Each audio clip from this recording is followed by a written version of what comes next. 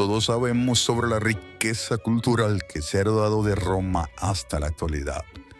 Pero ¿acaso sabrías que hubo un momento en la historia conocida en el que casi es eliminada del mapa por una sola familia liderada por uno de los más brillantes generales de la historia, Aníbal Barca? ¿Qué es lo que salvó a Roma? O más bien, ¿quién salvó a Roma? Y no solo la rescató, sino que sentó las bases para la futura expansión romana en todo el Mediterráneo. Este hombre se llamó Publio Cornelio Escipión el Africano. Pero ¿por qué, a pesar de haber salvado Roma, ésta le dio la espalda? Quédate conmigo para que sepas más. Y también, ¿qué enseñanza podemos sacar de su historia?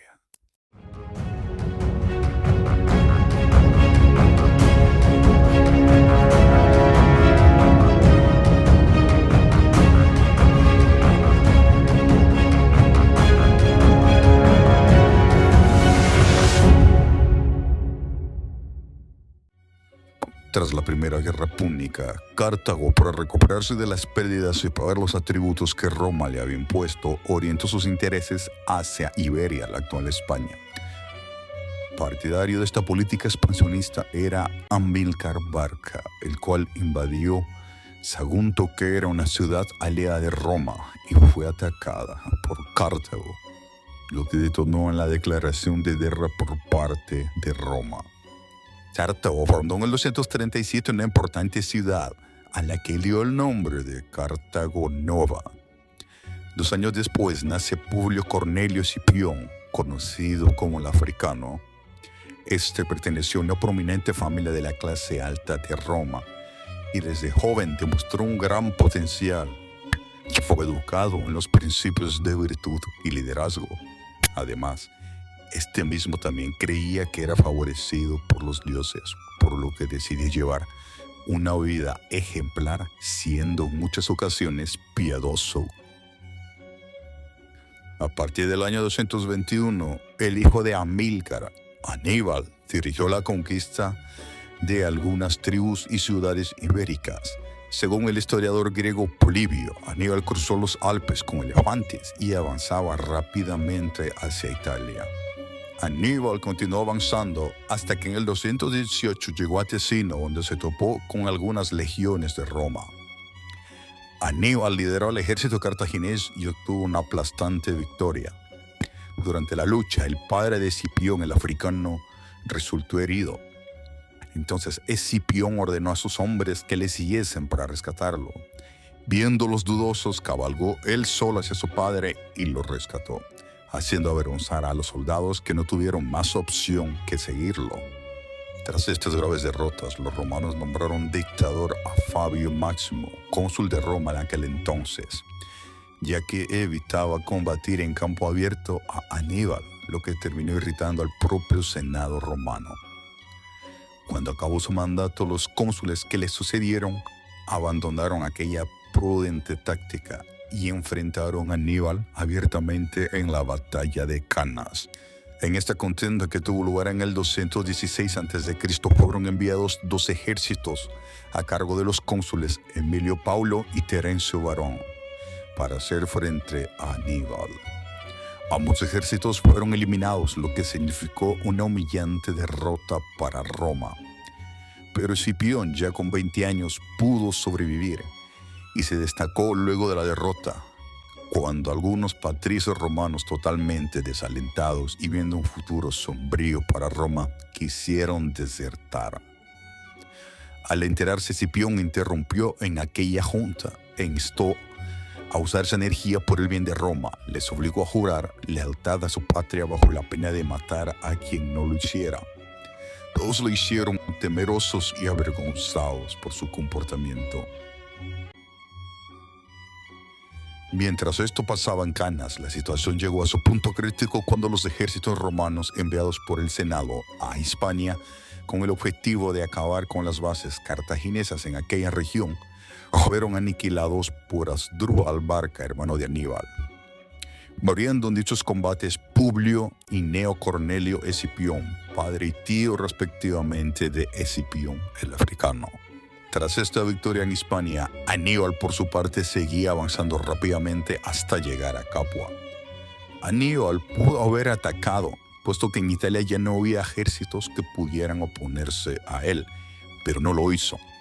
No se sabe por qué Aníbal tomó esta terrible decisión, pero según datos de historiadores, el ejército cartaginés estuvo inactivo por un largo tiempo. Los romanos no perdían tiempo y retomaron Siracusa, en cuya conquista murió el famoso científico e inventor Arquímedes. Más tarde, en el 290 a.C., bajo el mando de Asdrúbal, Cartago pasó a tener control total sobre Hispania, situación intolerable para el Senado romano. Escipión, ya con 24 años de edad y con la experiencia de varias derrotas, se presentó como voluntario para hacer frente a los cartagineses. Marchó a la ciudad de Cartago e inició un asedio, a pesar de que se creía que esta era inexpugnable debido a sus fortificaciones y a la defensa natural que le proporcionaba una laguna, la cual impedía los ataques provenientes de uno de los lados de las murallas de la ciudad. Gracias a los informes de inteligencia que obtuvo en su marcha, Escipión se enteró que el agua de la laguna bajaba considerablemente por momentos.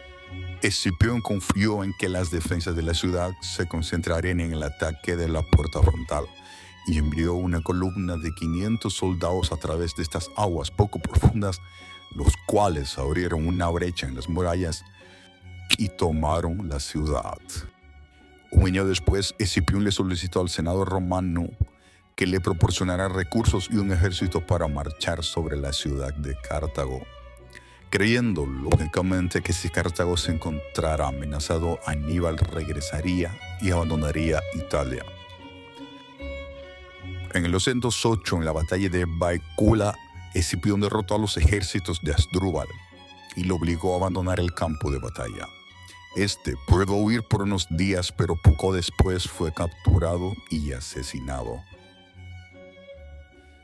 2 años después, en el 206, Escipión venció a los ejércitos combinados de Asdrúbal, Giscón y Madón Barca, asegurando la retirada cartaginesa de Hispania por completo. Al año siguiente de la conquista de Hispania, Escipión fue elegido cónsul y decidió atacar directamente Cartago, aprovechando la superioridad naval romana. Una vez desembarcado en África en el 204 y sin oposición de la flota cartaginesa, los romanos encontraron un aliado que resultaría decisivo. Masinisa, rey nominal de Numidia oriental, despojado de su trono por su archirrival Sífax, rey de Numidia occidental, aliado de Cartago. Escipión derrotó a los ejércitos combinados de Asdrúbal Giscón que había llegado para ayudar a Sífax. Esto obligó a Cartago a negociar una paz momentánea hasta el regreso de Aníbal.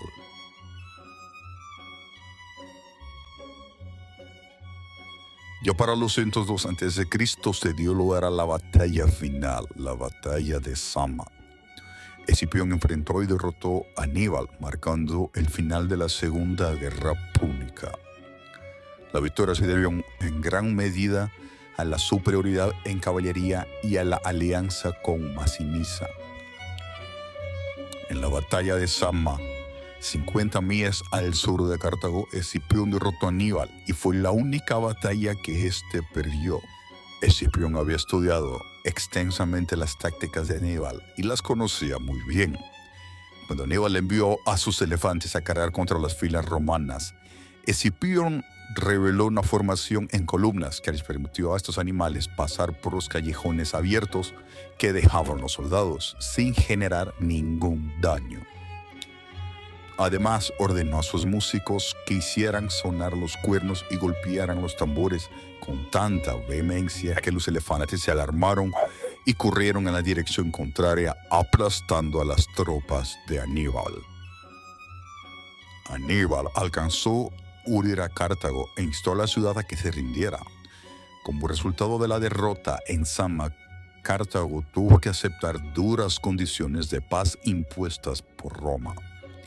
Las cuales fueron la pérdida de todas las posesiones de Cartago ubicadas fuera del continente africano, la prohibición de declarar nuevas guerras sin el permiso del pueblo romano, la obligación de entregar toda la flota militar, el reconocimiento de Masinisa como rey de Numidia y la aceptación de las fronteras entre Numidia y Cartago, además de un desarme total. La batalla de Zama es considerada como un hito histórico, ya que significó el inicio de la hegemonía romana en el Mediterráneo y sentó las bases para el posterior dominio de Roma en los siglos venideros. En la batalla de los Campos Magnos en el 190 a.C. hubo la última batalla de Escipión junto a su hermano Lucio en una campaña en Asia contra el rey Antíoco III, regente del imperio Seleucida. Aunque obtuvieron la victoria, Escipión el africano no tuvo mucho mérito por esta batalla. De regreso en Roma, los enemigos políticos de Escipión buscaron acusarlo con trivialidades políticas, como acusándolo a él junto a su hermano Lucio de aceptar sobornos y de malversación de fondos. Escipión destruyó los registros contables y el texto de las acusaciones, y ante la sede cuestionó la excesiva preocupación del Senado por mínimas sumas de dinero, cuando él había negociado la paz con Cartago y había conseguido un botín tan grande para Roma. La persecución del Senado continuó con más medidas de menor calibre, hasta que en el 185 a.C. Escipión se retiró a su finca en Liternum, donde moriría 2 años más tarde, en el 183, justo el mismo año en el que murió su rival, Aníbal. Debido a la aversión que sintió hacia el Estado de Roma por su ingratitud, su voluntad fue que lo sepultaran cerca de su finca.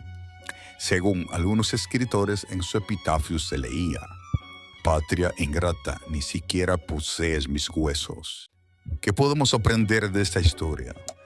Este hombre defendió a su patria cuando más ésta lo necesitaba. Es un ejemplo claro de patriotismo. El patriotismo es importante porque nos da una identidad, más aún, nos da un sentido de pertenencia. Pero, ¿hasta qué punto podemos depender de él? ¿Qué pasa cuando esta patria nos da la espalda? Escipión tenía algo que defender, pero cuando fue atacado por eso mismo que defendió, sintió odio y decepción. El patriotismo es solo un concepto creado para unir una nación en un fin efímero. No es un concepto para hacer que un hombre dependa de estas. Muchas gracias por haberme acompañado hasta este punto.